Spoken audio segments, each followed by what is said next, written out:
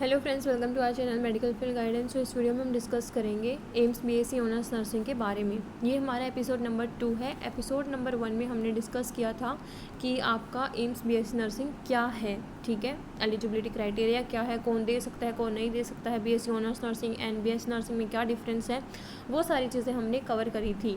Episode number 2 में हम बात करेंगे कि इसमें प्रोसीजर क्या होता है एडमिशन लेने का, ठीक है। हमने क्या बात कर रही है कि एम्स बीएससी ऑनर्स नर्सिंग में एडमिशन लेने का प्रोसीजर क्या होता है।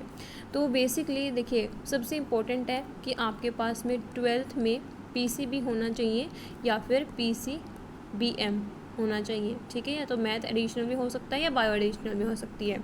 सिर्फ फीमेल दे सकती है, ठीक है। और देखो, जो अभी 12th का पेपर देंगे, मतलब इस ईयर, या फिर आप क्या है 12th पास आउट है या 12th अपीयरिंग है, दोनों के केस में आप इस एग्ज़ाम को दे सकते हैं। थर्ड है कि देखो, कई बार होता है कि जो मान लो आपका पेपर हो रहा होता है या फिर काउंसलिंग फॉर्म आ रहे होते हैं पेपर होने के बाद जो होते हैं, उसमें क्या होता है कि कुछ बच्चों का 12th का रिजल्ट नहीं आया होता है, तो उन बच्चों का प्रॉब्लम होती है कि क्या हम अब काउंसलिंग कर पाएंगे कि नहीं कर पाएंगे। तो ऑब्वियसली उस केस में भी आप कर सकते हो, ठीक है। ऐसा नहीं, 12th अपीयरिंग अगर आप अभी 12th में हैं और इसी साल आपको देना है तो आप दे सकते हो, सिंपल। उसके बाद में आपके पास में यहाँ पे क्राइटेरिया होता है कि 50% से ऊपर मार्क्स होने चाहिए आपके पीसीबीई में, ठीक है, इन क्लास 12th, एंड 55% से ऊपर होने चाहिए इन पीसीबीई इन क्लास 12th। ये क्राइटेरिया होता है आपका SC ST के लिए, और ये क्राइटेरिया होता है आपका जनरल EWS OBC के लिए, ठीक है। उसके बाद में सिलेक्शन प्रोसीजर की बात करें, मतलब क्या हम कैसे एडमिशन ले सकते हैं, तो दिसंबर में आपके फॉर्म रिलीज़ होते हैं, दिसंबर के आसपास, नवंबर से दिसंबर में। उसके बाद क्या होता है, आपको फॉर्म फिलिंग करनी होती है। फॉर्म फिलिंग करने के बाद में क्या करोगे, आपके पास में 3-4 महीनों के बाद, वो डिपेंड करता है, जैसे अगर दिसंबर में फिल हो रहे हैं तो मार्च अप्रैल के आसपास आपका एडमिट कार्ड रिलीज़ हो जाता है, ठीक है। एडमिट कार्ड आएगा तो क्या करना होगा, पेपर की डेट आएगी, पेपर किस दिन है, मान लो 14 जून को है तो पेपर देना है। पेपर देते ही क्या करना है, अपना आपका 1 वीक में रिज़ल्ट आ जाता है। 1 वीक में रिज़ल्ट आ जाएगा, फिर क्या होगा, 1 वीक में रिज़ल्ट आने के बाद में 1 वीक के अंदर आपको काउंसलिंग का नोटिस आ जाता है कि काउंसलिंग होगी। काउंसलिंग के बारे में डिटेल में वीडियो में डिस्कस करेंगे, एपिसोड सीरीज़ ही रहेगी उसकी, तो वो हम बाद में बात करेंगे। फिर होती है आपकी काउंसलिंग, और काउंसलिंग के बाद में आपका क्या होता है, सिलेक्शन। वो अब डिपेंड करता है आपके मार्क्स कितने आए हैं उसके ऊपर, ठीक है। काउंसलिंग में पता चलता है कि आपका सिलेक्शन होगा या नहीं होगा।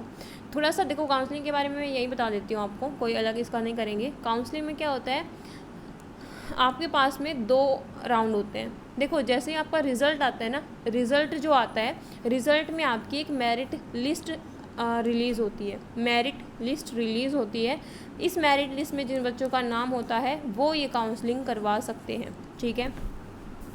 इस लिस्ट में किन बच्चों का नाम होगा, मान लो एग्जाम्पल के तौर पे OBC की टोटल सीटें हैं, OBC की टोटल सीटें कितनी, 10, तो इससे 4 गुना बच्चों का नाम इस लिस्ट में होगा, यानी कि जिसकी रैंक 40 तक है OBC में, OBC की कैटेगरी रैंक 40 तक है, उनका नाम इस लिस्ट में होगा। मैंने ये एग्जाम्पल लिया है, ठीक है।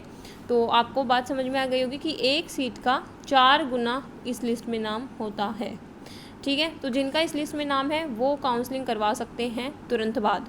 अब यहाँ पे एक और इम्पॉर्टेंट बात, जो बाकी बच्चे होंगे जिन्होंने एग्ज़ाम दिया होगा वो अपना रिजल्ट कैसे देखेंगे फिर, तो कुछ दिन बाद में 1 हफ्ते के अंदर ही आपके पास में एक अलग से रिज़ल्ट आता है स्कोर कार्ड करके। उसमें पर्टिकुलर आपका मेंशन होता है कि इतने मार्क्स आए हैं, ये आपकी रैंक रही है, इतने % आपके बन रहे हैं टोटल, तो वो सारी चीज़ें उसमें मेंशन होती हैं, ठीक है। वो सब बच्चों का आता है, बट इस लिस्ट में जिसका नाम होता है वही काउंसलिंग में पार्टिसिपेट कर सकते हैं। काउंसलिंग फर्स्ट राउंड होता है, सेकंड राउंड होता है, उसके बाद होता है आपका थर्ड ओपन राउंड। इस राउंड में सब बच्चे पार्टिसिपेट कर सकते हैं जिन्होंने पेपर दिया होगा। तो फर्स्ट और सेकंड राउंड में जिनका इस लिस्ट में नाम है वही देंगे। अब मान लो फर्स्ट लिस्ट है, मतलब फर्स्ट राउंड काउंसलिंग है, इसमें कुछ बच्चों ने अपनी पार्टिसिपेट ही नहीं किया जिनका इस लिस्ट में नाम था, तो वो सेकंड राउंड नहीं करवा सकते, डायरेक्ट अपना ओपन राउंड करवाएंगे।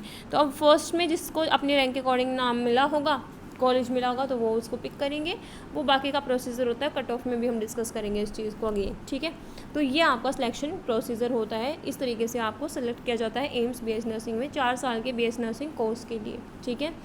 फ़ी पेमेंट क्या होती है, देखो यहाँ पे सिलेक्शन होने के बाद में आपके पास में ऑफ़र लेटर आता है। ऑफ़र लेटर आप लेके जाओगे, आपके पास डेट मेंशन होगी कि इस तारीख से पहले आपको डॉक्यूमेंट सबमिट करवाने हैं। डॉक्यूमेंट में आपका फ़ीस वगैरह भी उसी में होता है, डीडी वगैरह से होती है, तो वो आपका बाद का प्रोसीजर होता है। ठीक है, और कोई क्वेरी है या डाउट है तो आप कमेंट बॉक्स में पूछ सकते हैं। नेक्स्ट जो हमारा एपिसोड सीरीज़ आएगा उसमें हम डिस्कस कर रहे होंगे कि इसके एप्लीकेशन फॉर्म्स कब रिलीज़ हो सकते हैं 2023 के लिए। ठीक है।